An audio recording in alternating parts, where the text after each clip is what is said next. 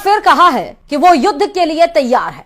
पाकिस्तान के गृह मंत्री ने कहा कि सिंधु जल समझौता रद्द होने का मतलब युद्ध है और पाकिस्तान इससे पीछे नहीं हटेगा। रावलपिंडी हेडक्वार्टर में भी भारत को लेकर लगातार मीटिंग चल रही है। जब से जनरल मुनीर को पता चला कि भारतीय सेना 3 मोर्चों पर युद्ध के लिए तैयार है, उनके कोर कमांडरों में हड़कंप मचा हुआ है। देखिए रिपोर्ट।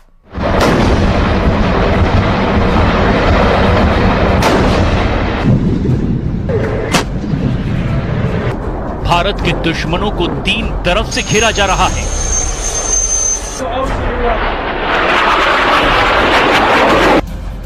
पाकिस्तानी सेना को पता है कि उसे बहुत बड़ा सरप्राइज मिलने वाला है।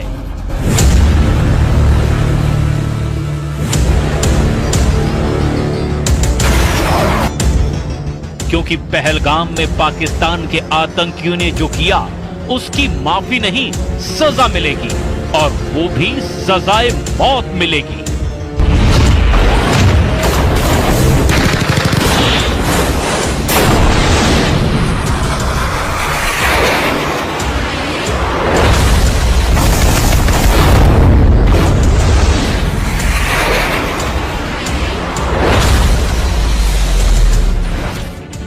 कुपवाड़ा के पास एलओसी पर पाकिस्तान ने गोलीबारी की और इसका उसे जवाब भी दिया जा चुका है। रिपोर्ट है कि अगर पाकिस्तान ने 600 गोलियां चलाई तो भारत ने इसके जवाब में 1300 राउंड फायर कर दिए। यानी पाकिस्तान को एलओसी पर जवाब मिलना शुरू हो गया है। पाकिस्तान के हर अटैक के बदले डबल काउंटर अटैक हो रहा है।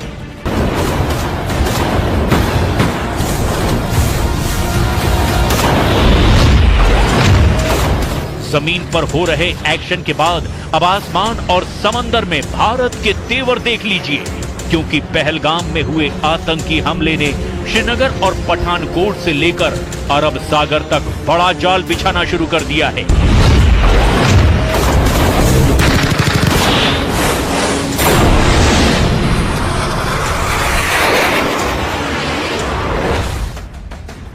एलओसी से लेकर भारत और पाकिस्तान के बॉर्डर और साथ में अरब सागर तक हाई अलर्ट है।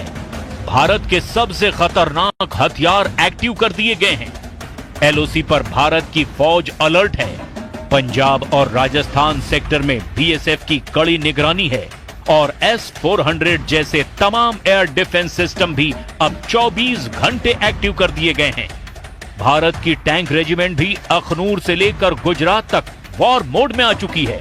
इस वक्त एयरफोर्स में 2 जहाज बहुत एक्टिव हैं और वो हैं सुखोई 30 MKI और राफाल, जो भारत के फ्रंटलाइन फाइटर माने जाते हैं। इन सब के बीच बड़ी खबर यह है कि पाकिस्तान का पहलगाम वाला एजेंडा फेल हो चुका है। नौसेना ने अपनी फायर पावर दिखाकर बता दिया है कि जो पाकिस्तान चाहता है वो कभी नहीं होगा। कि पहलगाम में आतंकी हमला भारत को बांटने की साजिश थी, जो पूरी तरह से नाकाम हो चुकी है। आतंकियों ने देश को बांटने की जो कोशिश की वो 48 घंटे के अंदर ही फेल हो गई।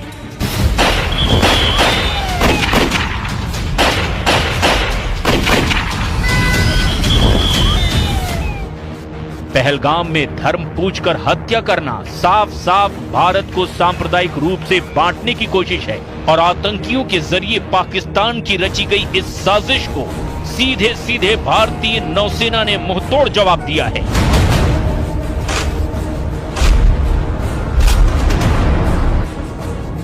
नौसेना की ओर से सोशल मीडिया पर तस्वीरें जारी करके बताया गया कि एकता में शक्ति है।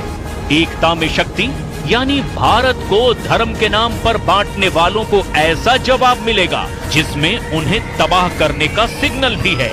इस तस्वीर में 5 डिस्ट्रॉयर हैं, 3 हैं विशाखापट्टनम क्लास और 2 हैं कोलकाता क्लास। ये दोनों तरह के डिस्ट्रॉयर भारतीय नौसेना के सबसे खतरनाक जंगी जहाज माने जाते हैं। नौसेना ने साफ बताया कि उसके वॉरशिप मिलकर दुश्मन से लड़ने के लिए तैयार हैं। दुश्मन के खिलाफ अब एक होने की जरूरत है, यानी मैसेज साफ है, बांटने वालों को अब बख्शा नहीं जाएगा। एक ही सफ में नौसेना के 5 जंगी जहाज। और इस फोटो के जरिए नौसेना ने अपनी रेंज और फायर पावर की एक छोटी सी झलक भी दिखाई है। पाकिस्तान के खिलाफ नौसेना की क्या तैयारी है, इसे और डिकोड करते हैं। सबसे बाईं ओर है आईएनएस इम्फाल, उसके दाईं ओर की तरफ आईएनएस मोरमुगाओ और उसके बाद लीडशिप आईएनएस विशाखापट्टनम। शुरुआत की ये तीनों जहाज आईएनएस विशाखापट्टनम क्लास के डिस्ट्रॉयर हैं। आईएनएस विशाखापट्टनम के दाईं तरफ है कोलकाता क्लास के आईएनएस चेन्नई और आईएनएस कोच्चि। इन्हीं में से एक यानी विशाखापट्टनम क्लास के जहाज आईएनएस सूरत की फायर पावर का भारत ट्रेलर दिखा चुका है। पहलगाम में हुए आतंकी हमले के 48 घंटे के अंदर ही भारत ने सिग्नल दे दिया था कि वो पाकिस्तान के साथ क्या कर सकता है।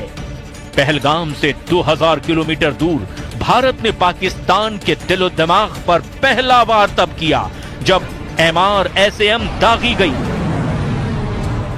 आईएनएस सूरत से भारत ने MRSAM यानी medium range surface to air missile launch करके बता दिया कि बदला लेने वाला इरादा कितना मजबूत है। 70 किलोमीटर तक आसमानी टारगेट को धमाके के साथ खत्म करने वाली इस मिसाइल ने अरब सागर में बड़ा सिग्नल दिया है। इजराइल के साथ मिलकर बनाई गई इस मिसाइल को आईएनएस सूरत से आजमाया गया, यानी विशाखापट्टनम क्लास का वो डिस्ट्रॉयर जिसके मुकाबले का कोई वॉरशिप पाकिस्तान के पास नहीं है। और पहलगाम में हुए बर्बर आतंकी हमले के बाद देश भर में आक्रोश का माहौल है। भारत के कड़े रुख को देखते हुए पाकिस्तान के हौसले पस्त हैं। पाकिस्तान भारत को युद्ध की धमकी दे रहा है, लेकिन वो ये भूल जाता है कि उसने कई बार भारत के हाथों मुंह की खाई। जोधपुर में प्रदर्शित यह टैंक पाकिस्तान की बुजदिली की जिंदा निशानी है। बनार रोड की तरफ जाने वाली सड़क पर रखा गया है। T-59 टैंक पाकिस्तान की बुजदिली और भारत की सेना की शौर्य का जीता जागता सबूत है। पाकिस्तान युद्ध अगर करता है या युद्ध की बात करता है तो हमें इतिहास के झरोकों में झांकने की जरूरत है कि पाकिस्तान की वीरता कैसी रही है और भारत के साथ पाकिस्तान के युद्ध रहे हैं, उनमें क्या परिणाम रहे हैं। हर युद्ध पाकिस्तान हारा है। आप मेरे पीछे देख सकते हैं, ये एक पाकिस्तानी टैंक है जो 1971 युद्ध के दौरान बुजदिल पाकिस्तान लड़ने आया था भारत से, लेकिन अपने हथियार ही छोड़कर चला गया। और वो हथियार छोड़ के जब भागा तो इन हथियारों को अलग अलग शहरों में प्रदर्शित किया गया। ये पैटर्न टैंक है। तत्कालीन समय में सबसे अत्याधुनिक टैंक जो कहे जाते थे, ये टैंक लेकर पाकिस्तान 1971 के युद्ध में जो मैदान में उतरा था, युद्ध के मैदान में। दरअसल इन टैंक को जोधपुर में लाने का श्रेय सलोड़ी निवासी जोराराम बिश्नोई को जाता है, जिन्होंने 1971 में पाकिस्तान सेना के 10 T-59 टैंक को अपने ट्रैक्टर की मदद से 13 दिन के अंदर युद्ध क्षेत्र से जोधपुर तक पहुंचाया था। युद्ध के बाद इन टैंकों को अलग अलग उद्देश्यों के लिए इस्तेमाल किया गया, जबकि कुछ को सैन्य संग्रहालयों में प्रदर्शित किया गया ताकि लोग युद्ध की स्मृति और भारतीय सैनिकों की बहादुरी को याद रख सके, जो 1971 के युद्ध में पाकिस्तान से जीते गए थे। ये टैंक उस युद्ध में भारतीय सेना की विजय का प्रतीक है।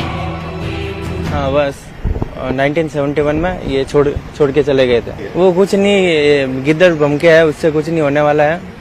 इंडियन एयरफोर्स बहुत पावरफुल है अभी के टाइम में, विश्व गुरु है भारत, तो वैसे कुछ नहीं है, गिद्दड़ बम के है।